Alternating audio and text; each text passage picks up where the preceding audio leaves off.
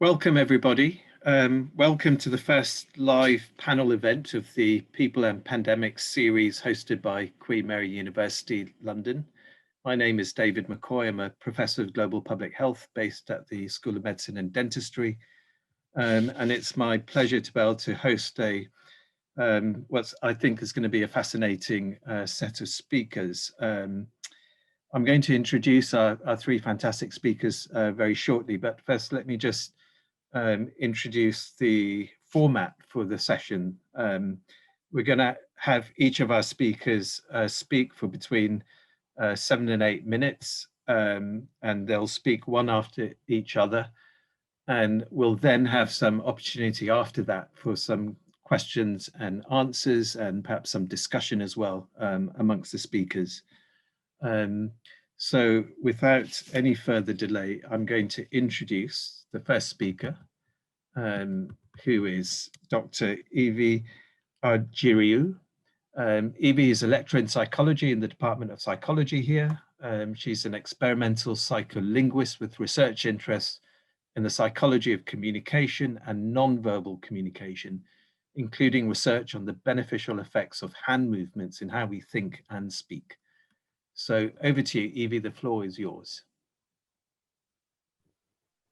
Excellent. Thank you. Thank you very much, David, for the introduction. And thank you to the organizers for inviting me today to this very timely event, and all of you who are here today and joining us.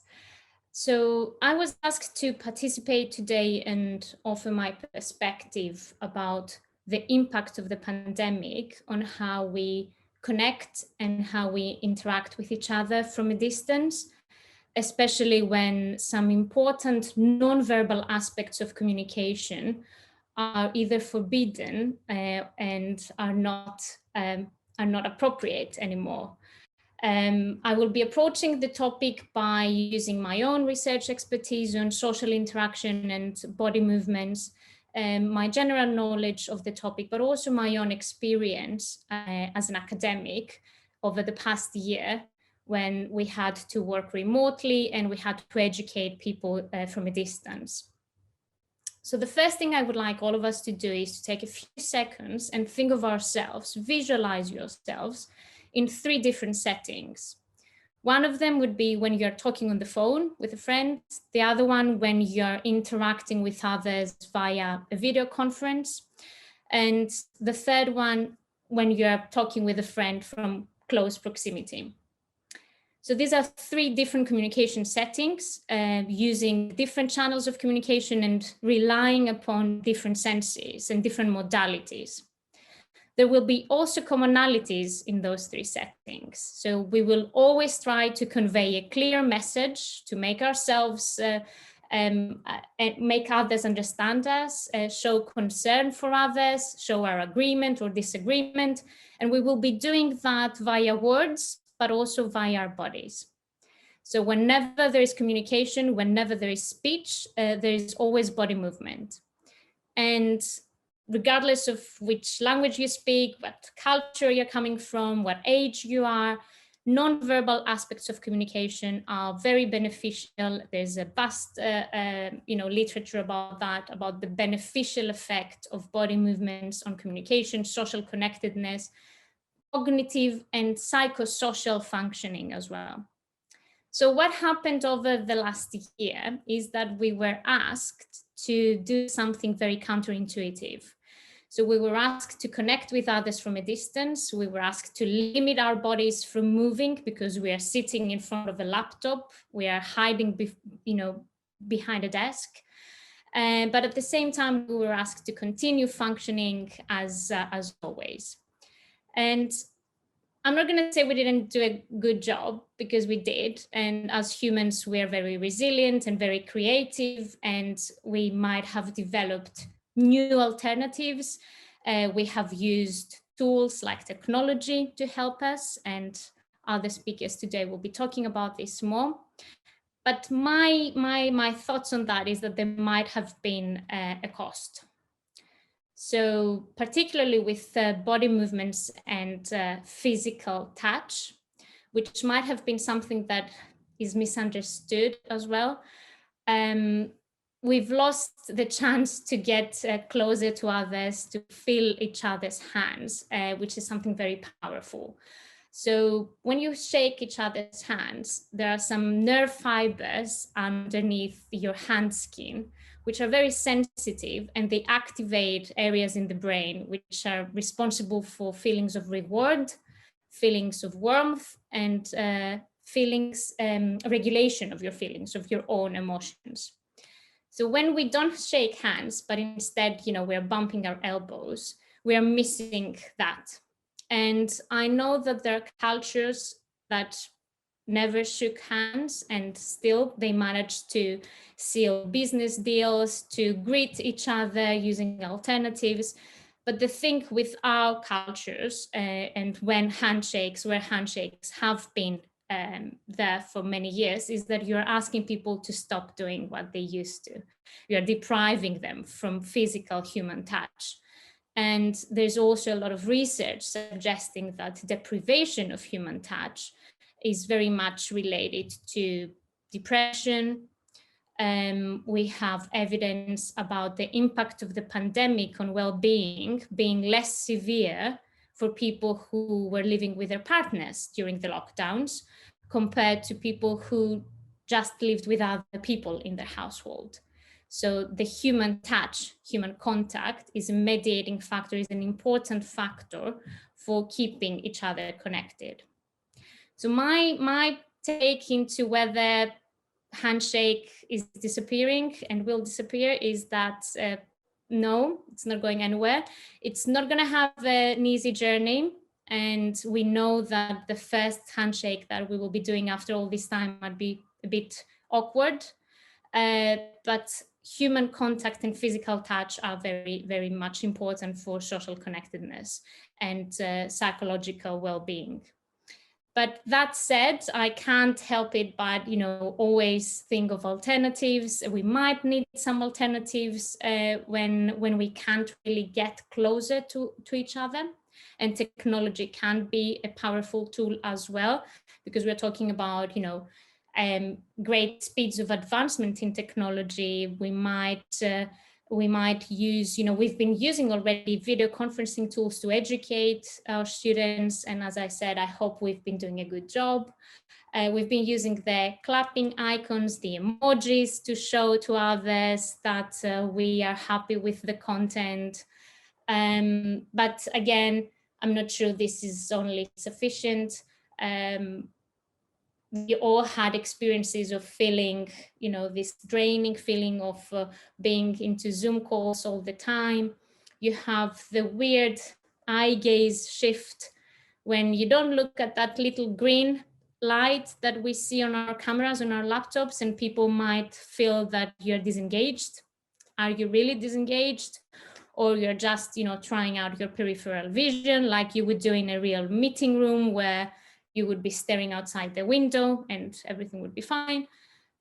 So my hope is that there is still things we need as researchers to understand about what happened the last year.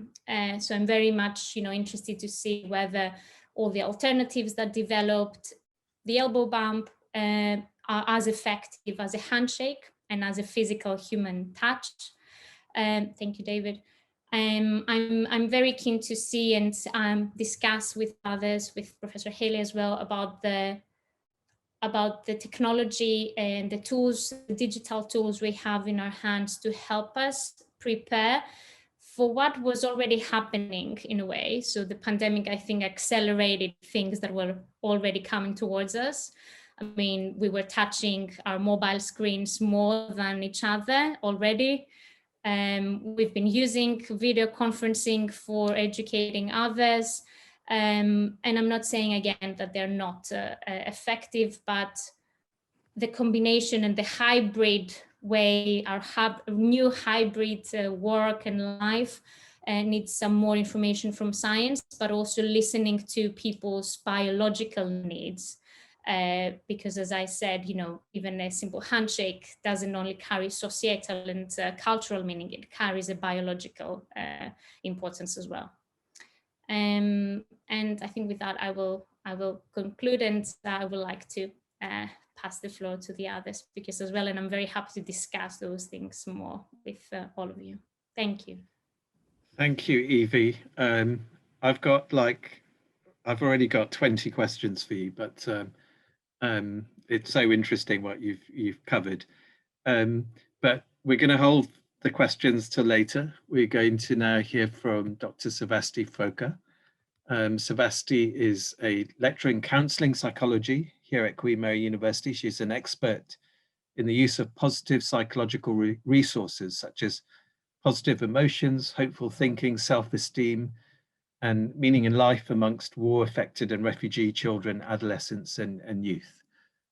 So thanks very much, Sevasti. Don't forget to unmute yourself, and we look forward to hearing from you.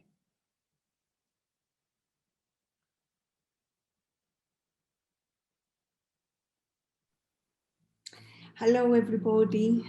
Thank you very much for the introduction, David. I am going to discuss the impact of the COVID-19 pandemic among adolescents and children and young people. And my talk will be based on the work we did with Evi in the last few months with young adolescents. Although the children and the adolescents appear to be less vulnerable to COVID-19, the side effects of the pandemic were for some children and adolescents devastating. They are very much impacted by the sudden withdrawal from school, from their social lives, and we know that adolescents and children have great social lives. But also they were withdrawn from outdoor activities.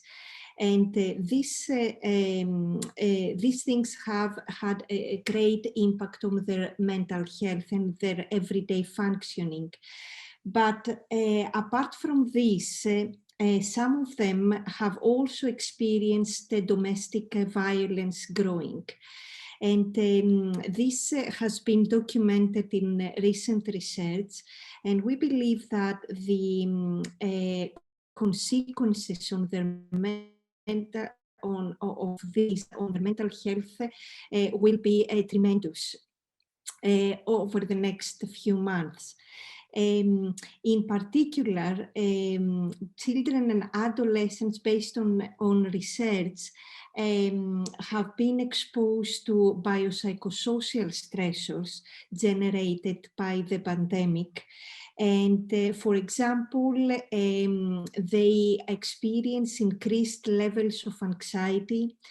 They experience changes in their diets, and also they sort of change. They have the school dynamics have changed and have created a big issue on them sometimes.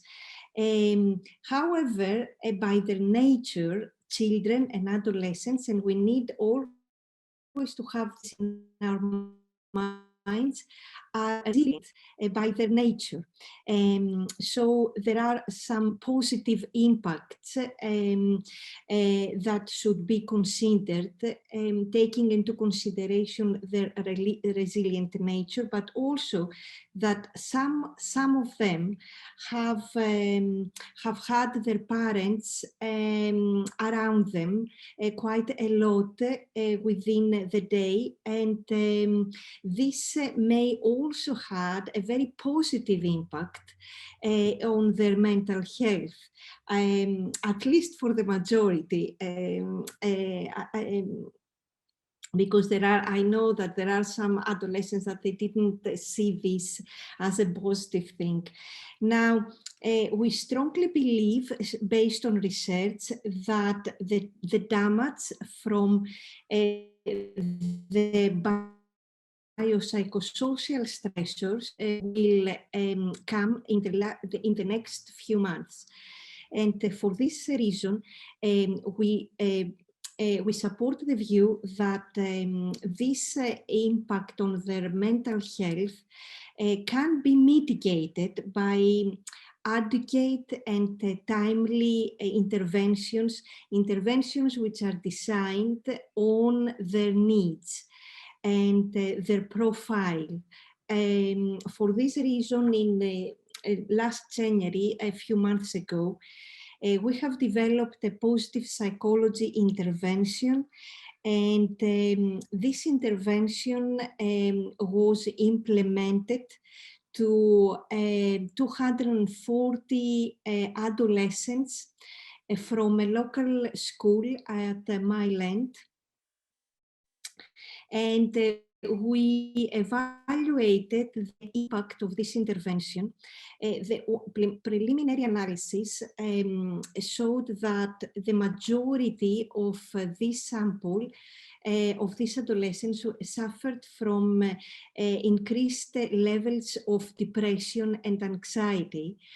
And the intervention that we have designed was based on enhancing positive psychological resources such as positive emotions and self-esteem and hopeful thinking in order to address these depressive symptoms. We also tried to emphasize on developing personal strengths among this sample of young people, and also to develop sense of connectedness and this experience of togetherness on this challenging situation. Now, as I said, very early analysis showed that it worked. We had impressive improvements in the depressive symptoms, and both polars of depressive symptoms. We managed to address the issue of boredom, but also the issue of feeling low and depressed at times. So we are very we support very strongly the view that we need to be preventive at this stage, and we need to invest on these interventions in order to avoid a mental health crisis, because all the research studies show that the majority of young people and children have experienced some sort of depression and anxiety over the last few months due to the COVID-19. I'm very much looking forward to our discussion, and I will appreciate for your comments and or any ideas you have towards this type of work. Thank you very much for listening. Thanks you so much, Sevasti. That was also fascinating and interesting. We look forward to the discussion once we get past our third speaker, Professor Pat Healey. Pat works in the area of, Pat's first of all a Professor of Human Interaction and Head of the Cognitive Science Research Group here at Queen Mary University, London. He's also a Fellow of the Alan Turing Institute. And Pat's research focuses on the social science of human-to-human interaction and the ways in which technology can enrich, transform, or interfere with communication. So over to you, Pat. Thank you. Thank you, David. Did I unmute? I think I did. Yeah, I was asked to comment on sort of technology and health effects of communication. So I'll just try and step through three things, really. So the first thing is, when we're thinking about technology of communication, it's tempting to think of computers or virtual realities or something like that. But actually, it's already been made the point, right? Hands, hands and faces, and our ability to vibrate the air with the voice. Those are all technologies, right? They're technologies of communication. And we're very familiar with the idea of extending and augmenting that. So if I ask you to give me directions somewhere, you will typically start drawing, right? Because it's very hard to give good directions just with your hands and your voice and your face. You want to draw routes as well. So you get pen and paper out. So that's that's a technology. And then of course there's a very obvious technologies like Twitter and Facebook and Zoom and Teams and social virtual reality and so on. One of the things that some people sometimes think about these technologies in terms of like information flow and bandwidth. And I think there's really a problem there, which is it's thinking about technology as though it's a pipe that sort of sits between people, and we stuff ideas into the pipe and then it shoots across and we're done effectively. That's all we need to do. So that's, when politicians talk about getting the message out, or people in marketing talk about communication, they're really talking about, production, broadcast. Only half of what happens, essentially, because effective communication requires an active listener. It requires somebody who is giving you feedback. And David's just nodded at just the right moment there, actually, and now smiling, right? He's giving me feedback that what I said made sense at some level. So it's not a tube. Technologies aren't tubes. They're actually resources. They're resources for the work we do to make ourselves understood to each other in conversation. We use pairs of glasses. We use all sorts of things to help construct shared understanding. And sort of the other side to that is that it's an active process, right? You don't just learn a language and then deploy it. You constantly rework the language, adding meanings, shifting, adapting it to each new situation and each new conversation. These things are resources. They're not just conduits. Video conferencing in particular.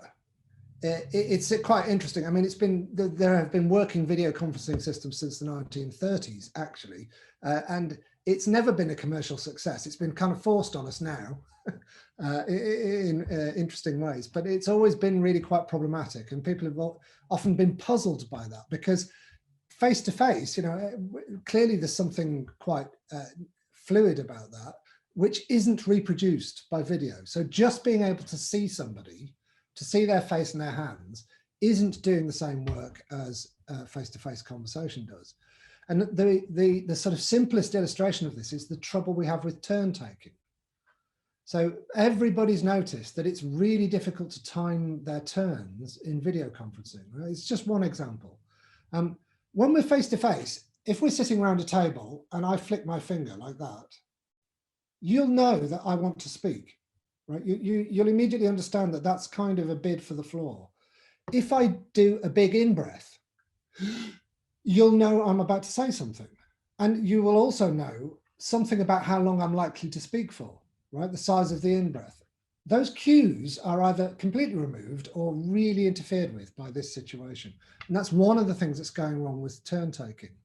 Another thing that's going wrong with turn taking is that if we're in a room sitting around a table, if this panel was around a table, say I was talking to David, David would nod periodically to give me back channel signals that he understood what I was saying. And interestingly, the other two would not, right? Only the direct addressee in a face-to-face conversation gives feedback. You can't do that on the video conference, right? Nobody knows who's being addressed.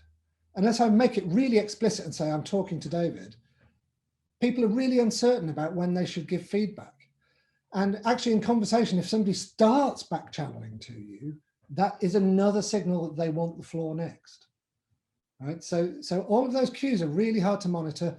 We've kind of broken a kind of rich 3D spatial situation, flattened it into 2D, lost a lot of the spatial cues, lost a lot of the viability of the little non-verbal gestures, and it's all become much, much harder. And then there's the kind of compensations we get into. So people have developed this habit of switching the camera on, right? Often you get these seminars where, like our cognitive science seminars, the cameras are all off while you're talking. You're deprived of the feedback from the audience to know, are you being understood or not? But when somebody wants to ask a question, they will now quite often flick the camera on before they ask the question. And so we've got this new convention about how we're going to switch turns. We also do some, I think, interesting, more subtle things, which is try to figure out who's looking at who. You know, as Evi pointed out, you can't look in the camera and look at someone's face on video conferencing. There are systems that allow that, but typically you can't. And so we do all this inference about where, you know, we're quite sensitive to where we think people are looking in a, you know, a grid view on a video conference. And then there's the really, really obvious things we can't touch. As you pointed out, you know, smell is gone. There's all sorts of other things that are missing. And I guess if I had 20 minutes, I would talk a lot about shared gesture space and the significance of where people's bodies are positioned relative to each other in conversation. You know, if you look out of a window at a group of people, you instantly know who's having a conversation because of how their bodies are positioned relative to each other. It's not just physical distance, it's orientation and angle. So we've lost that. So there are, you know, a lot of things that are much harder to do, much harder to coordinate, and have gone, and also evidence that we're adapting to these technologies by coming up with new conventions for how we do things like turn taking. And then the last thing I was going to comment on is something which I'm absolutely fascinated by but don't really understand, is the health impacts of human interaction. So we're familiar with the concept of physical health, we're familiar with the concept of mental health. I think that we need a concept of social health as well, because there seem to be independent effects of engaging in social interactions with others, which I mean, it kind of has obvious effects on mental health, but it also has effects on things like cardiovascular disease, your susceptibility to infectious disease, your cancer recovery rates. And some of these are not mediated by, you know, some kind of mental health state. There are direct neurophysiological effects of communicating. Blood pressure is a really obvious one. If we're with friends, our blood pressure tends to drop. If we're communicating with friends, we're communicating with strangers, or it's hostile, it goes up. So I think there's, you know, joining that up with the pandemic, you'd have to think, well, there are going to be serious health effects of disrupting human communication in the way it has been. So I finished. Thanks, Pat. Thank you. Wow, that was amazing how much you all managed to get into such a relatively short period of time. Fascinating. I'm going to kick off the conversation by throwing out a few observations that kind of cut across the three presentations, and then invite you to kind of respond to that, and then we'll take some questions from the audience. So my first kind of comment / question is about my observation that the experience that we've all undergone over the last year or so has been very variable. That I've noticed that some people have really thrived in lockdown, some people have suffered terribly, and that there is something not very generalizable about the experience. And I just wanted to see if you could comment on that.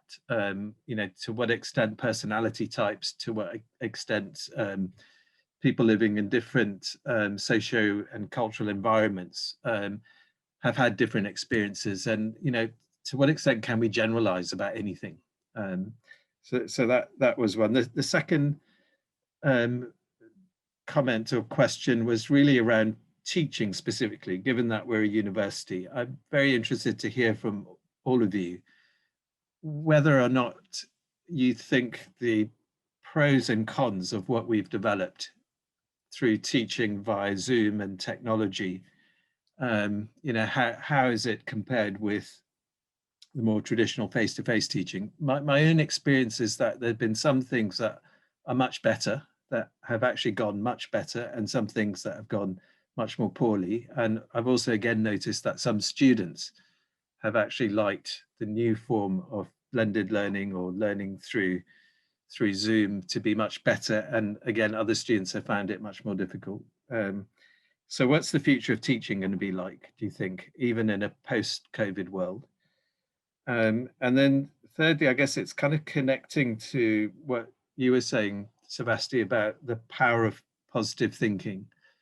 And how far can you go with that as an individual? And how far is the idea of positive thinking something that can also be delivered at a more community level or more social level, kind of touching on what you were just saying, Pat? Is positive thinking an intervention for individuals, or can it also be applied at the group level?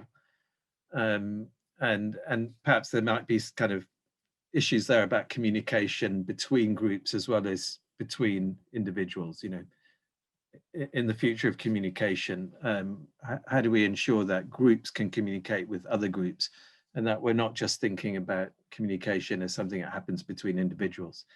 So I've kind of touched on a variety of topics, but it'd be great to hear all three of you comment on what I've just covered. So perhaps Evi, if we could start with you. Yes, of course. Excellent points, obviously. They are already starting to think about them. Some of them were my own worries as well, regarding teaching in particular. So if you don't mind, can I start with that? Comment on that. So as you said, I agree that there are a few things such as interaction and engagement from students via chat, for example. So we perhaps used Blackboard, Collaborate, or a similar platform. I have found my students being more vocal, even if via the written route, as opposed to when we were in the lecture theatre. And, you know, in the beginning, I considered that a positive change, but that also changed whilst we were moving within the semester, because I realized that perhaps we, not only the students, we are kind of hidden behind the written chat, and you don't really think twice before you use the quick chat function, and you don't really challenge your understanding of what the lecturer just said, and you have that as a very, you know, quick instant messaging function. And I realized that, you know, there needs to be some guidance in how the students use these functions. And I think this guide, let's say, I will use the term guidance, but I think we need some new rules for the alternatives or the compensatory mechanisms that we might have to develop during crisis and during changes, abrupt changes like this.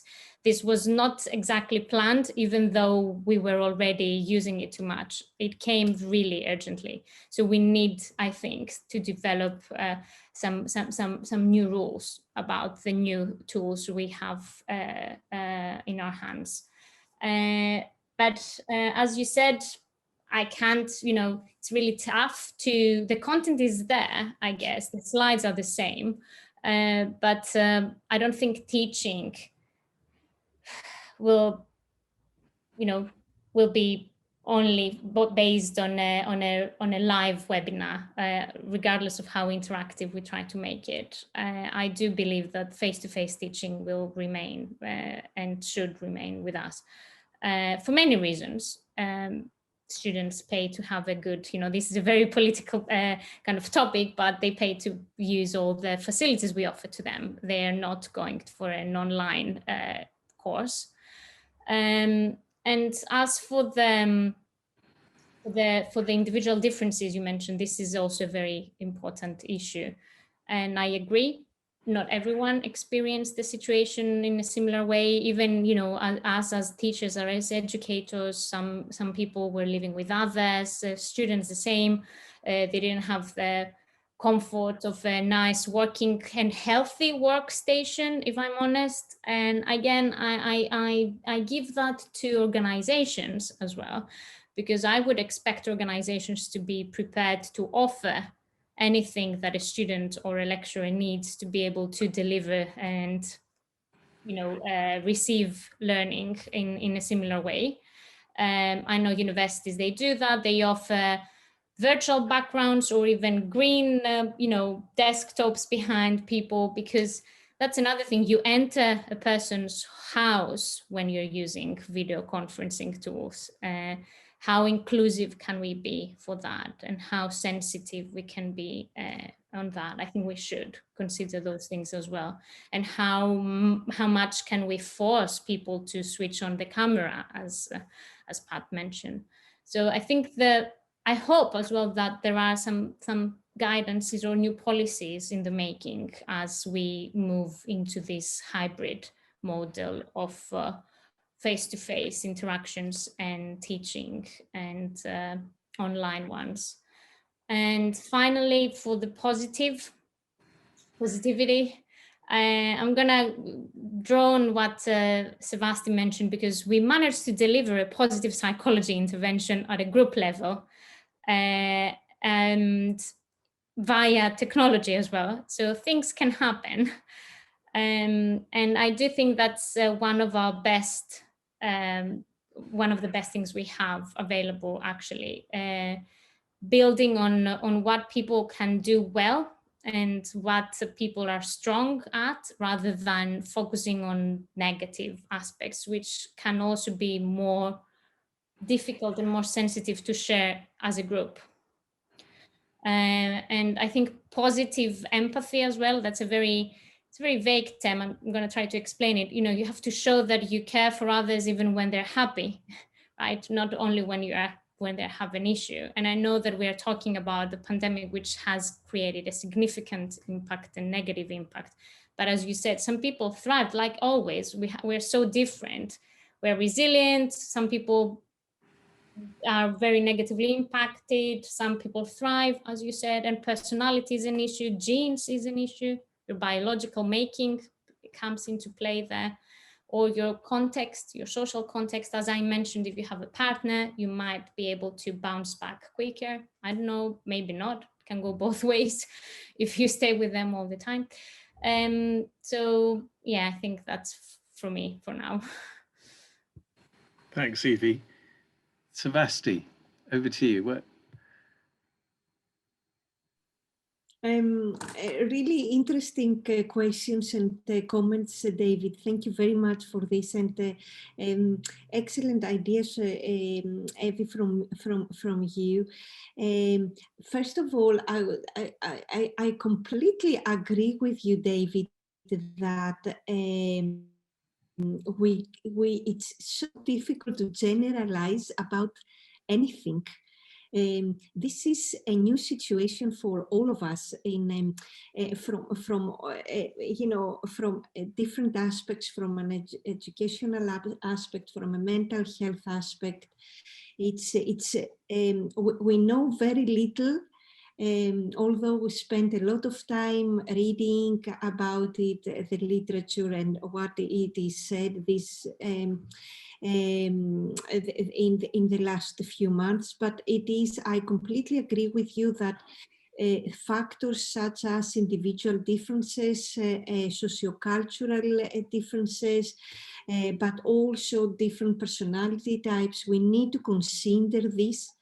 And we also need to consider that different populations, vulnerable populations, adolescents, children, the elderly, all sorts of different populations react differently in all these new experiences.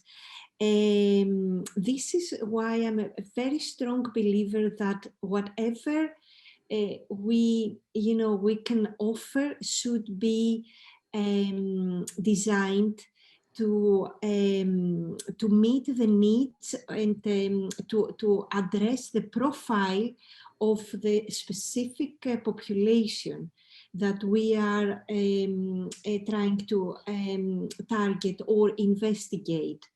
And also the other thing in terms of how to intervene, because this is how I think about things. I'm a counselor, and I am here interventions, but I'm just thinking that the way forward is to offer interventions when they are needed as preventive resources, and to also try to address the specific characteristics of the population that we offer these interventions or the resources. In terms of positive thinking, I absolutely agree again with you that we should be thinking about this aspect in relation to community positive thinking or social positive thinking. And one of the main challenges is to create interventions or to provide resources which enhance this sense of connectedness and togetherness, and to enhance and boost positive relationships among the people of a specific community or population. I just want to add as a last comment one example of this work we did with these youngsters. One of the activities asked them to recall positive emotions via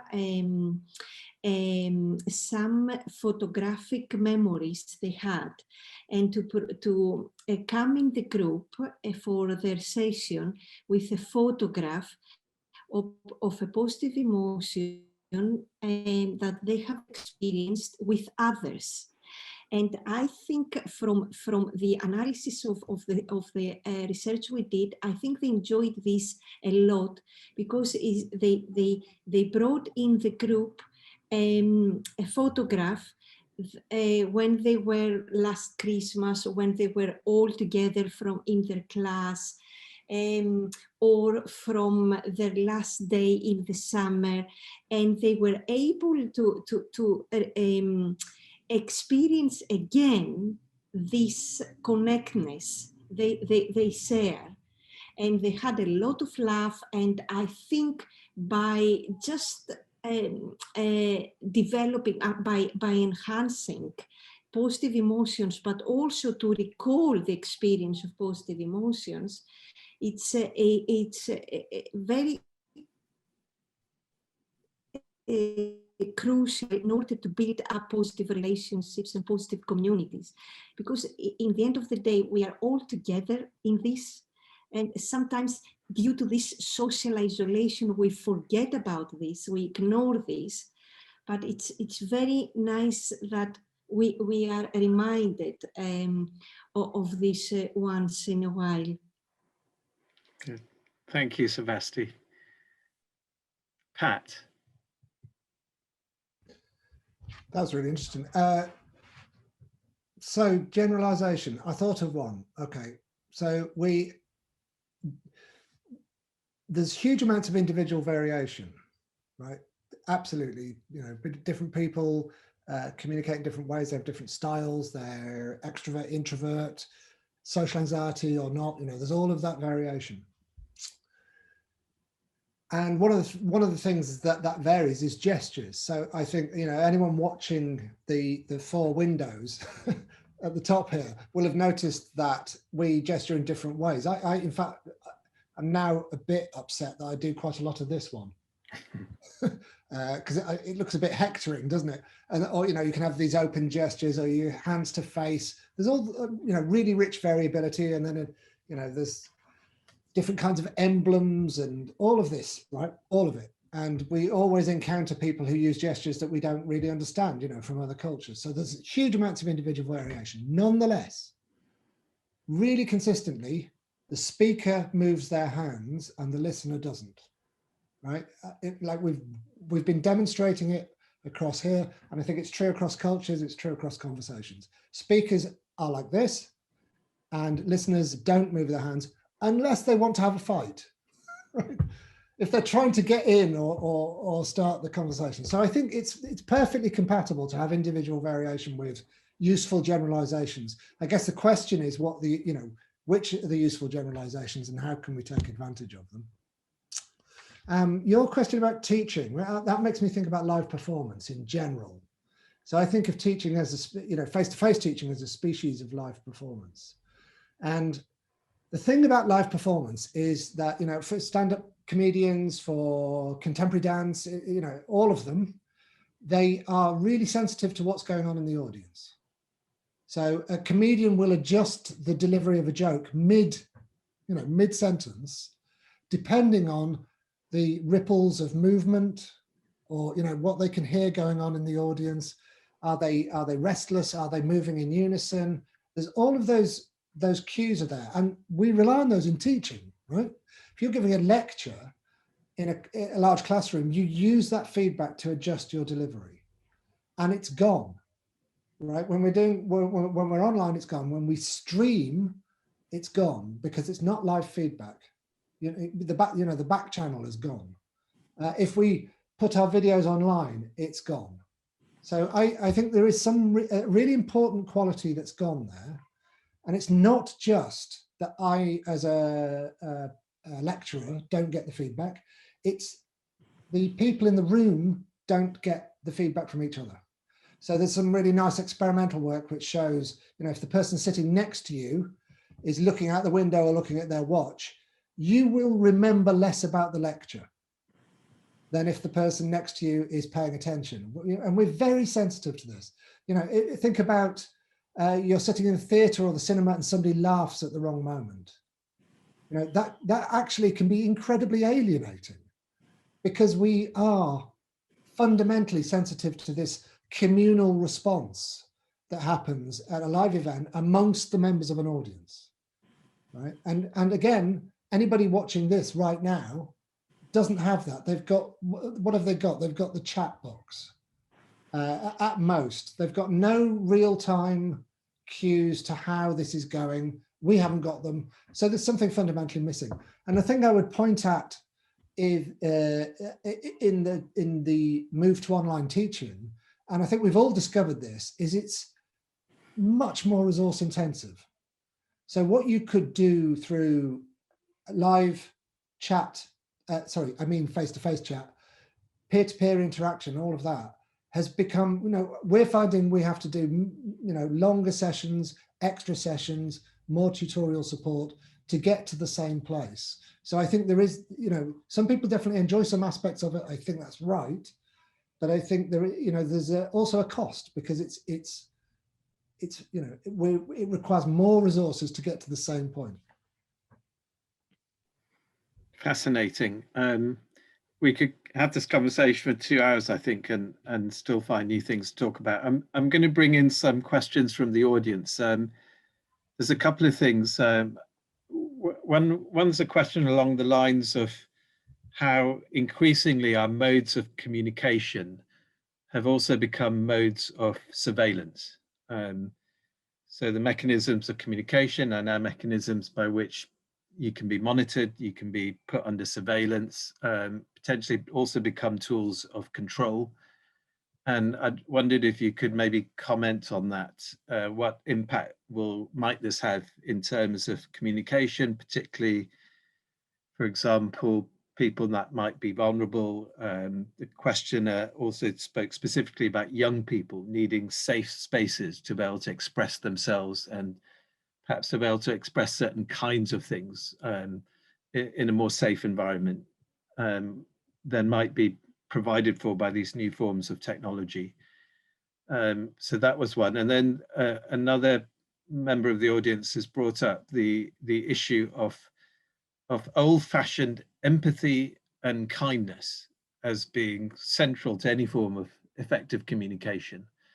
And I guess, I certainly, as someone who's worked as a clinical doctor in the past, can fully kind of relate to that idea of empathy and kindness being really important in terms of healing, but also I think in terms of teaching. And I do get a sense sometimes that universities are over focusing on technology and form, and not necessarily on the more emotional and empathetic side of teaching. And yeah, so just your comments and reflections on those 2 points. Evi, should we go in the same order and start with you? Yes, certainly. So I think the surveillance thing, I hear that. I agree. It's one of my personal concerns for many reasons. It can be dangerous indeed, I think. And this is why I initially mentioned the need for some policies even. We might need new policies. I don't think we can, there is this digital footprint, right? If I'm using the right term. I don't think we should leave it out there. I'm using a very vague term about out there, to be used as a measurement of, for example, productivity, performance, or for how many hours a person is working. I think we need to make that clear. The same goes for the safety, as you mentioned, for communication between vulnerable people. We need to be able to offer that back. And I don't think necessarily, for many reasons, like the lack of the real aspects of communication that Pat very nicely described via this technological video meeting rooms, regardless of how smart you're making them. I don't think they will be safe in the way, in a very, I have these ideas myself. Maybe someone is recording what we're just doing. I mean, you can screen record what you're watching on your laptop, and it's available to anyone. I think we need to educate ourselves and our youth into how to use these new avenues that we have in front of us, how to best use them to keep us all safe, but also connected. And in terms of empathy and kindness, I completely agree again. Empathy, compassion, gratitude, these are big pillars of our social being, of our social functioning and connectedness. We know there's a lot of evidence that if you feel gratitude, you have a better well-being yourself, and you're beneficiary to the other people around you. There are many ways, because I can see some questions people are asking how you measure that. There are many valid ways to measure that. And there are also many ways to enhance those skills, those traits, because up to recently, empathy, for example, was considered to be a fixed personality trait. It's not. You can be more empathetic. You can be trained to be more empathetic. And the same goes for personality traits like introversion and extroversion. I'm not a big fan of polars, you're either that or the other. We are all in a continuum. There are facets that capture nuances of our personalities and of how we must behave in the moment. So yes, that's for me for now.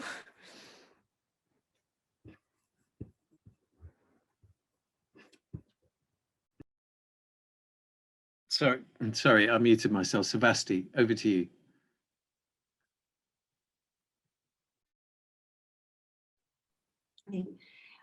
I completely agree with the comments that they have and the questions. These are questions that I have too, especially for the issue of social freedom. It is, especially for young people, it is a concerning issue.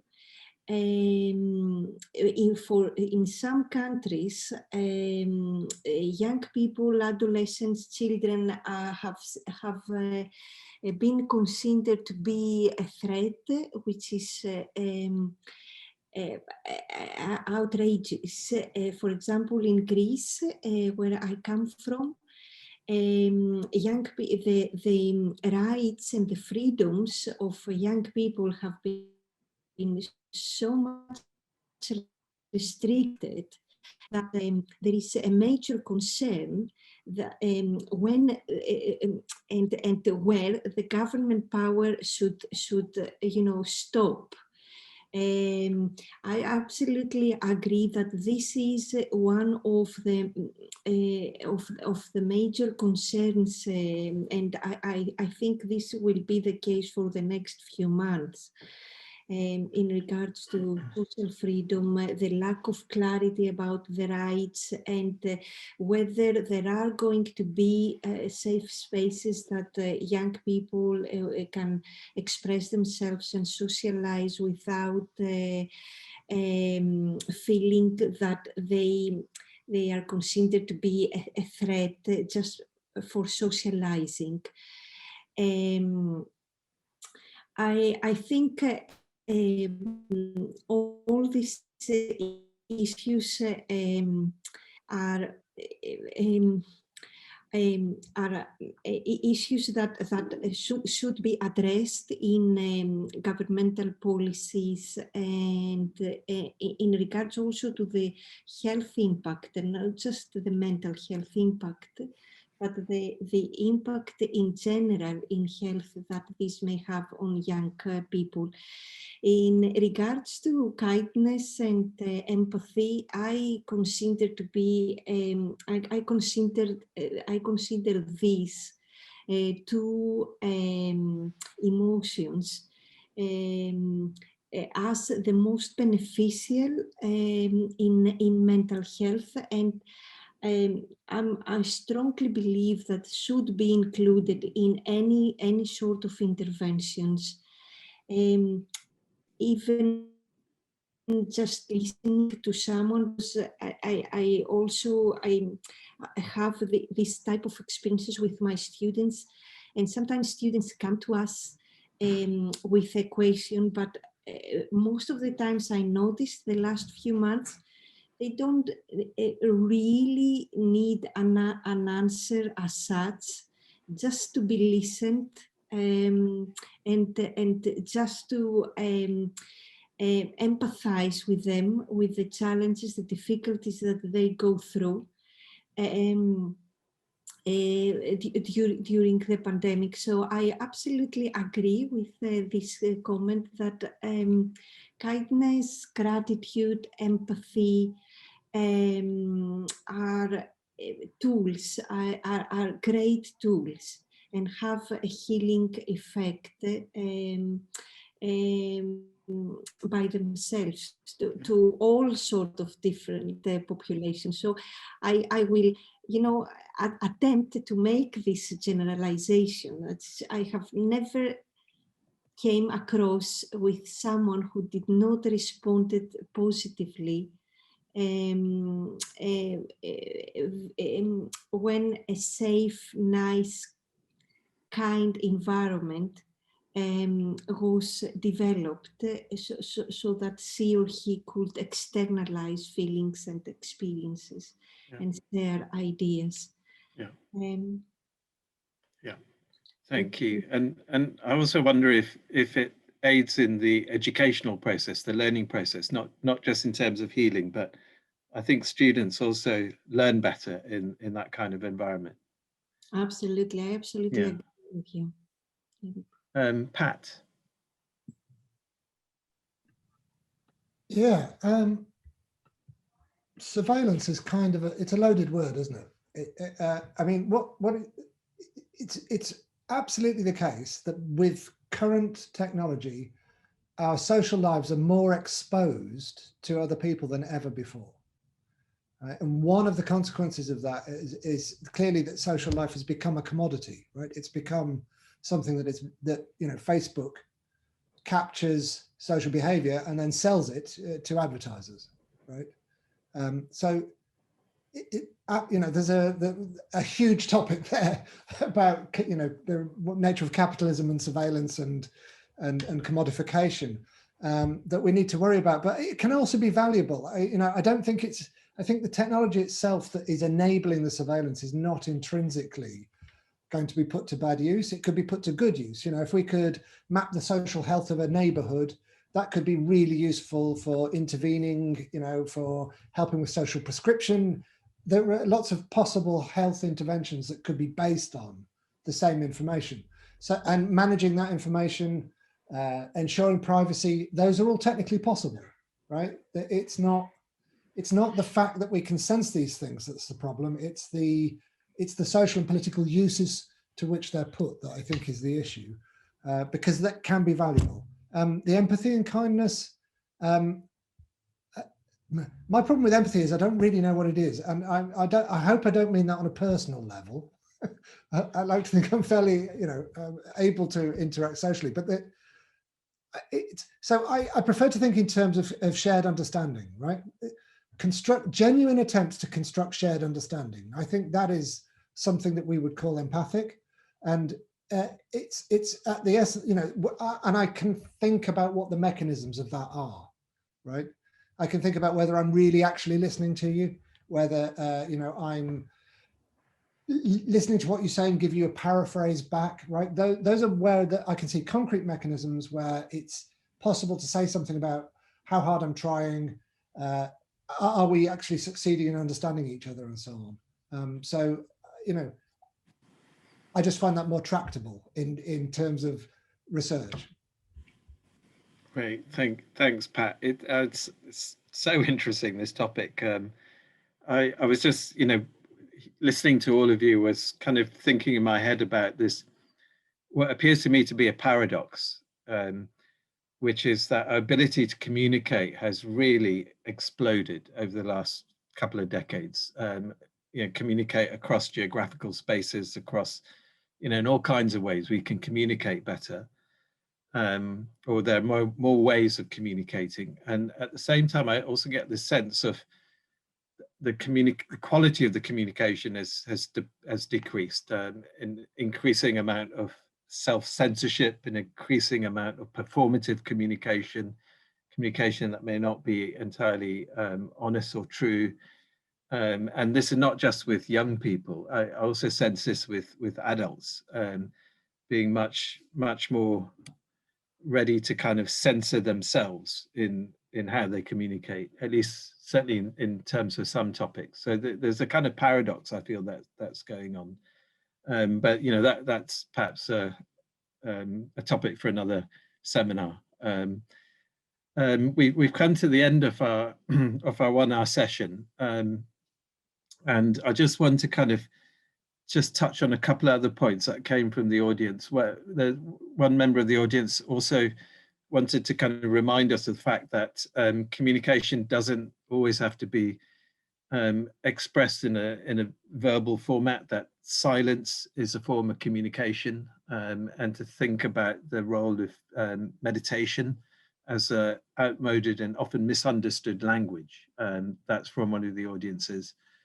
And then another member of the audience again raised the issue of the differences between the genders, and how changes over the past have impacted on our work-life balance, and is there a kind of differential impact between men and women? So again, an important question and topic. But unfortunately, we've run out of time, so we're going to have to stop here. Can I just say thank you very much to all three of you for some really fascinating, wonderful insights. Thank you to the three of you, and also thank you to the QM team that have organized this session. Have a good evening, everyone. Thank you, everyone. Thank you very much.